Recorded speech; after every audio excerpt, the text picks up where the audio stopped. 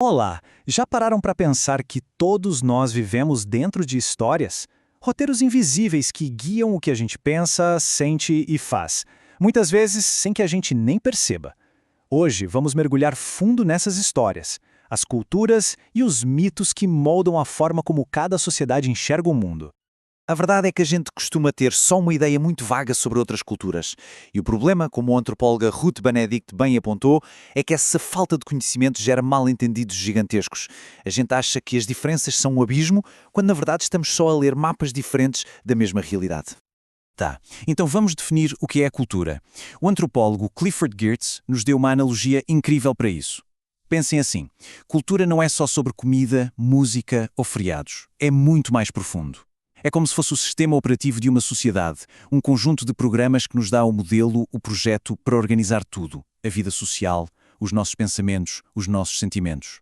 Então, o nosso caminho hoje vai ser meio como uma ampulheta, sabe? A gente começa com essa ideia geral de cultura, depois afunila para ver exemplos bem específicos, como os códigos de obrigação no Japão e o poder dos mitos, e no final, a gente abre o foco de novo para entender por que tudo isso é tão, mas tão importante hoje em dia. Primeira parada, o que é afinal essa tal de cultura? Vamos pensar nela como um mapa. Um mapa invisível, mas absolutamente essencial para a gente conseguir navegar no mundo social. Essa ideia do Geertz abriu a porta para várias outras metáforas. A cultura pode ser vista como um mapa da realidade social que nos diz onde ir e o que esperar, ou então uma receita com o passo a passo de como se comportar, um manual de instruções. Ela também funciona como uma peneira que filtra o que a gente percebe do mundo, mas a analogia do programa de computador talvez seja a mais forte. É o código que está a rodar por trás de tudo na nossa sociedade. Ok, chega de teoria. Bora ver como esses programas culturais funcionam na prática. A nossa primeira viagem é para o Japão, para tentar entender o peso da hierarquia e das obrigações por lá. A Ruth Benedict fez um estudo clássico, onde ela colocou lado a lado a base da sociedade americana e da japonesa. E o contraste é gritante. De um lado, a cultura americana, toda construída nesse ideal de igualdade, de que o jogo da vida deveria ser nivelado para todos. Do outro, a japonesa, que parte de um princípio totalmente diferente. A hierarquia é vista como algo natural, necessário. Cada pessoa tem o seu lugar apropriado. E para entender essa estrutura, a gente precisa conhecer um conceito-chave, o on. O on é uma dívida de gratidão, algo que precisa obrigatoriamente ser pago. Mas, e aqui vem o pulo do gato, muitas vezes essa dívida é sentida como um fardo enorme. Receber um favor de um estranho, por exemplo, pode gerar até ressentimento, porque cria uma teia de obrigações da qual é muito difícil escapar. E junto com o on vem o jiri. Se o on é uma dívida mais pessoal, o jiri é uma dívida pública, digamos assim. É um dever que se tem com o próprio nome, com a reputação. Uma dívida que tem que ser paga na medida exata. É sobre cumprir as expectativas do mundo e manter a honra. E a força social disso é tão, mas tão poderosa que pode forçar alguém a agir até contra o que acha que é certo.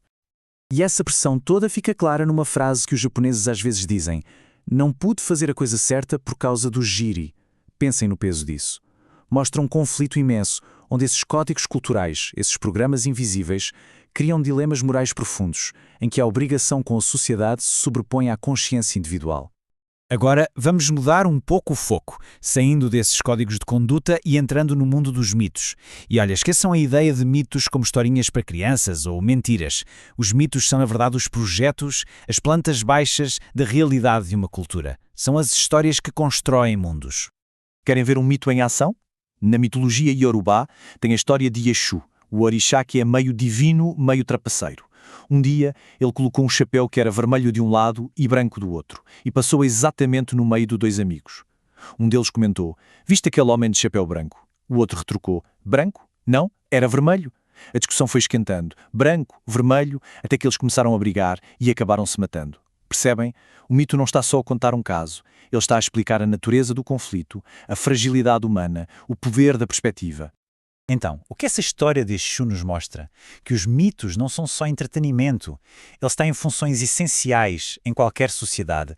Eles explicam como o mundo começou, estabelecem o que é certo e errado, justificam por que a sociedade é do jeito que é, mostram como se deve ou não agir e, talvez o mais importante de tudo, dão um sentido para o sofrimento e para a nossa própria existência. E para ver como essas histórias moldam a realidade de forma concreta, Não tem exemplo melhor do que o dragão. O escritor Jorge Luís Borges mostrou esse contraste de forma genial. No Ocidente, o dragão é o quê? Um monstro caótico, aterrorizante, que cospe fogo e precisa ser morto por um herói. Já o Lung, em chinês, é o oposto completo. É uma criatura divina, quase angelical, ligada à água, à chuva, um símbolo de poder e de boa sorte. É a mesma palavra, dragão, mas o significado é outro mundo, literalmente, por causa das histórias que cada cultura conta. E agora, nosso último mergulho profundo. Vamos para Bali, observar um evento que por fora parece só violência gratuita e apostas, a luta de galos. Mas como Clifford Geertz nos mostrou, o que acontece ali é, na verdade, a leitura de um texto cultural riquíssimo. Um texto que revela os medos e os valores mais profundos daquela sociedade. Mas antes de entrar na arena, a gente precisa entender uma coisa sobre o dia-a-dia em Bali. É uma sociedade obcecada em evitar o conflito direto. O comportamento ideal é o que eles chamam de halus, que significa polido, suave. Tudo é dito e feito de forma indireta, com uma elegância e um controlo incríveis. Guardem bem essa informação. Porque, em contraste total com isso, vem a luta de galos. E não pensem que é uma bagunça. Pelo contrário, é um ritual com passos bem definidos. Primeiro, os homens importantes chegam com seus galos. Depois, os animais são cuidadosamente pareados, em lutas que têm um enorme significado simbólico.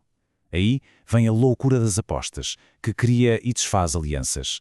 E por fim, a luta em si, um confronto rápido, brutal e até à morte. Então, qual é a grande sacada aqui? O que Geertz percebeu é que a luta de galos é, na verdade, um grande teatro. É uma história que o povo de Bali conta a si mesmo sobre temas que não podem ser discutidos abertamente: status, morte e, principalmente, a raiva. A luta permite que eles confrontem toda a paixão violenta, todo o lado animal que é tão reprimido naquela vida cotidiana polida e a luço. Ok, a gente viajou pelo Japão, se aprofundou em mitos, foi até uma luta de galos em Bali. E agora vamos abrir o foco de novo. A pergunta que fica é: por que entender tudo isso, essa diversidade toda, importa tanto, especialmente aqui e agora? Para nos ajudar a pensar nisso, tem uma voz muito potente, a do pensador indígena brasileiro Ailton Krenak. Ele faz uma crítica muito forte à ideia ocidental de que existe uma humanidade única e universal. Ele diz que essa humanidade, que não consegue entender que um rio pode ser um avô, acabou por excluir todos os outros seres do planeta e usou isso como justificativa para destruir a natureza e outros modos de vida. E é aqui que tudo se conecta. A ideia de que só existe uma humanidade correta é perigosa, porque ela pode simplesmente apagar todas as outras formas válidas de existir.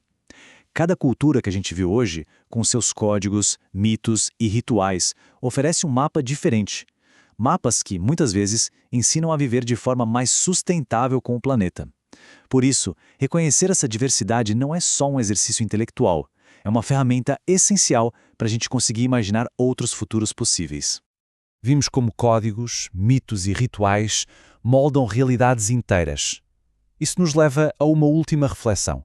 Se pararmos para pensar que histórias invisíveis, que programas culturais estão a definir o mundo em que nós vivemos, agora mesmo.